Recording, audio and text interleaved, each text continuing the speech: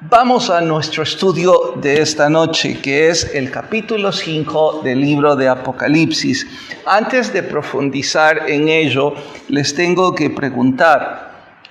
Piensen en estas dos definiciones, elección y casualidad. Porque debo preguntarles, ¿qué es lo que determina vuestro destino? ¿La elección o la casualidad? Ambas son vías que están en una especie de bifurcación. Cuando yo llego a ese cruz calle o a esa Y calle, está la elección y está la casualidad. Reitero mi pregunta, ¿qué es lo que determina el destino humano? ¿Ustedes qué piensan? La elección, ¿todos están de acuerdo? Entonces, si la elección es la que determina nuestro destino, no podemos decir que nada de lo que pasa en nuestras vidas es obra de la casualidad. Y hoy más que nunca podemos decir con certeza de que el coronavirus no es producto de la casualidad, sino obviamente de la elección de un hombre o varios hombres, o la decisión de ellos de manipular cosas que nunca debieron manipular. ¿De acuerdo todos conmigo? Ahora, no hay mayor cosa que ustedes y yo y la mayor parte de televidentes, no, que esto no es televidentes, es internautas, podamos hacer respecto a la elección de esos hombres que nos han llevado por esta ruta de incertidumbre. Pero les puedo asegurar que esa elección no es la más grave, que hay otras decisiones que van mucho más allá. Ahora mismo debo decir, se está hablando, y eso es como una luz al final del túnel, y no me tomen como un profeta, simple y sencillamente estoy leyendo lo que sale en las noticias, de que va a ser un boom en las noticias si este presidente consigue achatar la curva del coronavirus, porque todos los países van ascendente. Parece ser que este país va a ir así. Y por supuesto que eso sería un milagro. Digo, es como una luz en el túnel. Apareció también en las noticias hoy, y no sé si es que ellos están preocupados por hacer negocios o porque saben algo que yo ignoro, pero que las 4 grandes ligas de deportes en los Estados Unidos ya han reprogramado iniciar su jornada para agosto de este año. No creo que haya sido para el 2021. Así que si eso es así, reitero, wow, hay una luz, parece ser ahí al final del túnel, y ese túnel está cerca. Si ya solo nos quedan 2 domingos en cuarentena, probablemente es porque para entonces el brote del virus ya no es tan grave. Hay algo mucho más grave en cuanto a nuestra elección que todo eso. Y se los voy a demostrar en el estudio de hoy. ¿Qué tiene que ver eso con Apocalipsis? Bueno, tiene que ver mucho más, pero todavía es como un cabo suelto que yo les estoy dejando para que como un rompecabezas lo abran mientras vamos al capítulo. Pero antes de yo decirles qué es ese algo más, voy a hacer otra pregunta. ¿Qué habría pasado si Adán le hubiera pedido perdón a Dios? ¿Qué habría pasado si Adán, sumemos, y Eva le hubieran pedido perdón a Dios por haber comido del árbol en el huerto? Porque ¿recuerdan ustedes que alguna vez estos dos se arrepintieron y pidieron perdón? ¿Recuerdan eso? No, ¿qué es lo que recuerdan? Estaban avergonzados, que se culparon, que se escondieron. En realidad hicieron casi lo mismo que otro personaje de la Escritura. ¿Cuál fue? Judas. se avergonzó, dio marcha atrás, pero nunca le pidió perdón a Dios. Y tampoco lo hicieron hasta donde yo sé Adán y Eva. Si alguien encuentra el pasaje en buena hora, pero por hoy quiero decir y preguntar de nuevo, ¿qué habría pasado?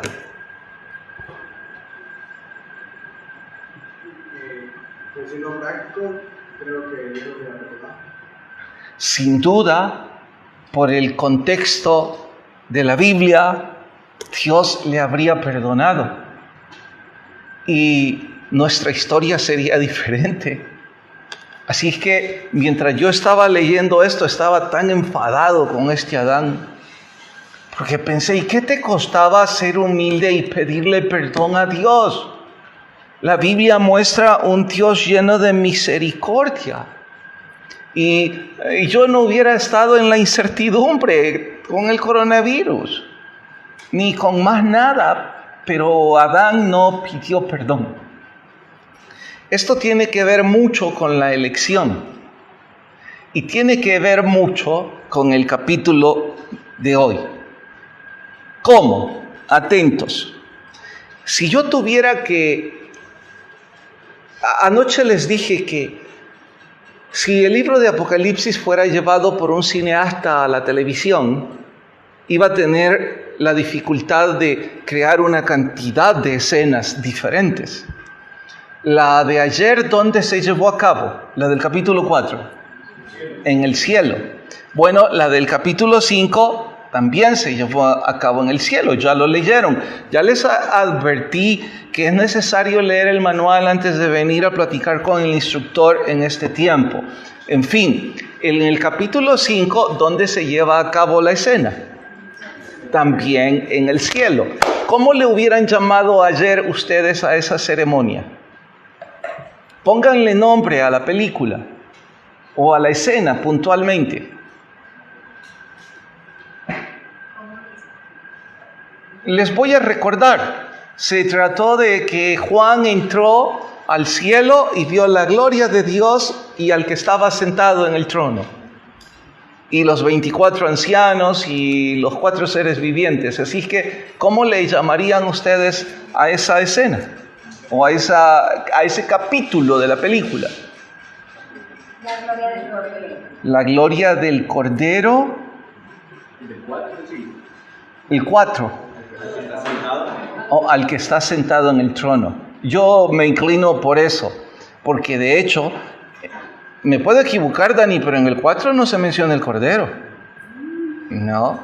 Ok, ahora pónganle título al capítulo 5. ¿Cómo le llamarían? Recalco, si lo leyeron debe tener una idea. ¿Cómo le titularían al capítulo 5? El derecho del Cordero. El Cordero inmolado. León de la tribu. El digno. El Rey perpetuo. Perfecto.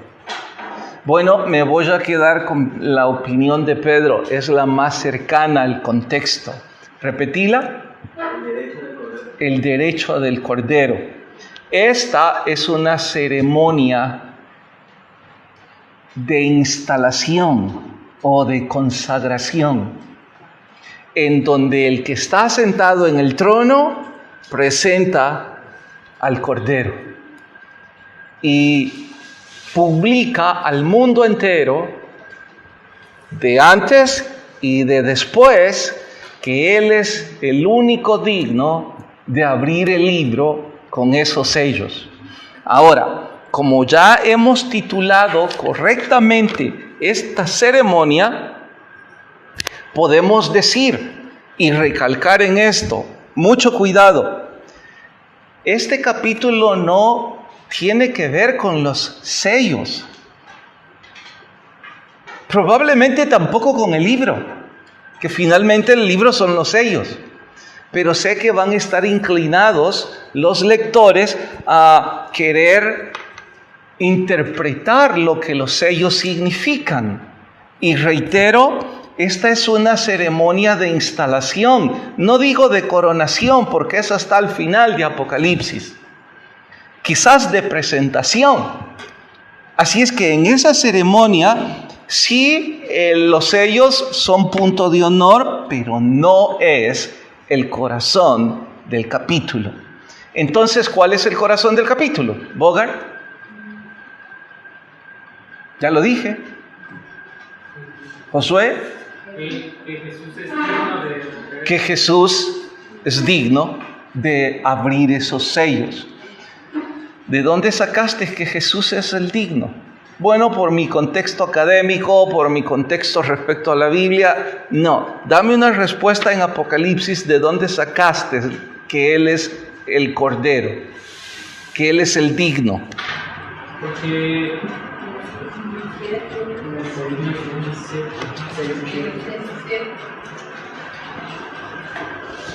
Lo curioso es que recién te lo dije y me equivoqué. Algo así como el caballo blanco de Simón Bolívar. ¿Qué color era? Qué bueno que todavía no lo han hallado. ¿Alguien quiere ayudar a Josué y decirnos cómo sabemos 100% de que este es Jesús? Porque es el Cordero. La única persona a la que se le atribuye el título del Cordero de Dios es a nuestro Señor Jesucristo. ¿Quieres recordarme a alguien la diferencia entre un cordero y un carnero? Que el cordero es la cría, es pequeño y ya el cordero es la cría. Es el macho ya. El carnero es la oveja macho adulta. ¿Y cuál es la cara? El cordero, por ser el bebé, es la carne más suave, la carne más pura, por ende, la que consideraban perfecta. Y como era el animal que se ocupaba en el sacrificio judío, allí es en donde se compara a nuestro Señor como el Cordero, lo mejor. Bueno, el león de la tribu de Judá simultáneamente usa carnero, pero también, cordero, pero también usa el león. Es como dos animales opuestos en cuanto a lo que representan. Porque también usa esta vez el león de la tribu de Judá.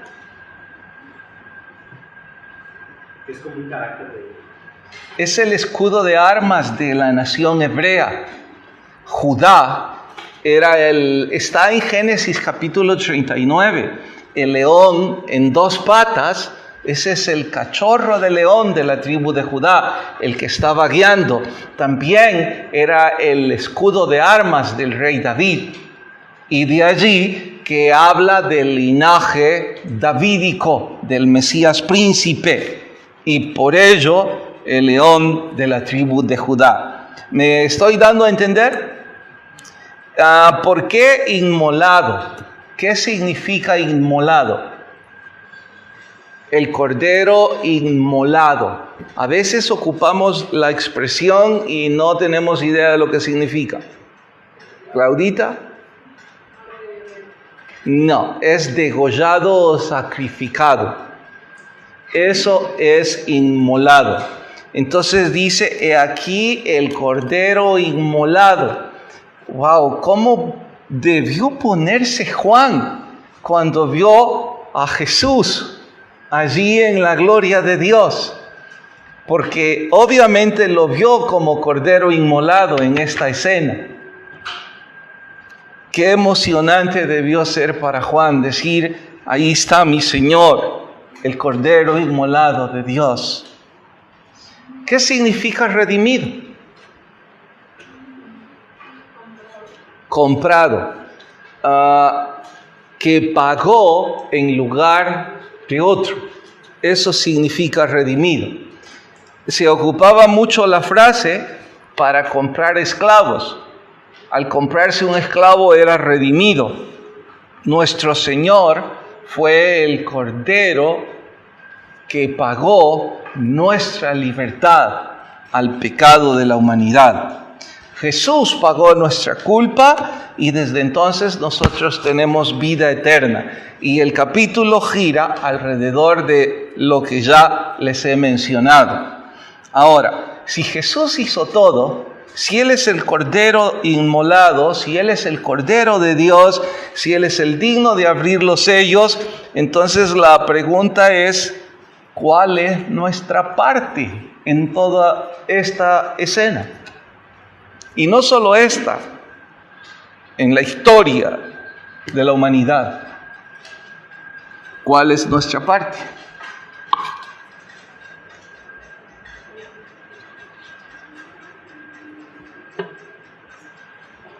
Ajá. Elegirlo, casi lo dijiste. Aceptar que es el Cordero, casi lo están diciendo. Porque nos redimió. Cierto, pero falta algo. Recuerden que las 7 iglesias son el estado espiritual de la iglesia. Y en todas ellas, aun cuando en algunas eran aplausos y en otras eran quejas, en todas ellas había un común denominador en cuanto al mensaje. ¿Cuál era?